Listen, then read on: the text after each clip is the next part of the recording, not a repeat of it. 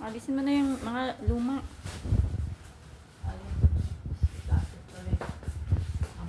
Sige. Sa atin mahal. Sa atin ito mga ito eh. Hindi ako bumibili ng ganyan.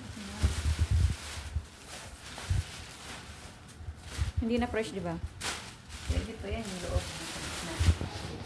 Ito naman. Ang bulang. Ano na si ate? Magbebenta ng ano? Gulay. Ay, sa labas. Babalot yan isa-isa. I-display niya dun sa labas. Ito pa. Nagbili na naman ng kamatis, 2 kahon. Puno pa yung sa ano. So, Ito yung rose maluma. anong mga luma mo? Ito, ang dami yan. Yan, luma. Ang dami yan. Ano pa?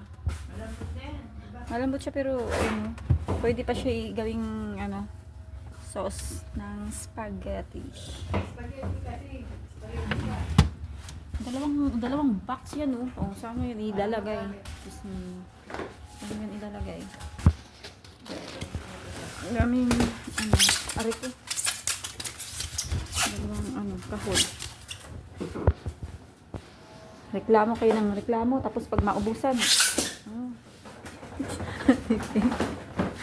Reklamo. Hindi mo kayo bibili. Reklamo. Hindi naman kayong gumana. Walang taga-alis. Aray nga, hindi ka reklamo. Hindi bibili. Ganyan yung ginagawa. Binabalot yan isa-isa bago ilagay sa ref.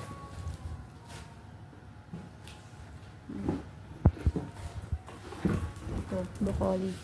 Hindi na bumibili ng cauliflower na. Paano na naman? Tumatawag na naman si Ray Katok. Mamaya na Ray. Nagbibidyo ako dito Ray. Ngayon pang tawag sa iyo Ray. Hindi kasi masagot. Parang pang ano na to. Ramadan daw isa. Ramadan na. Layo pa, isang buwan pa.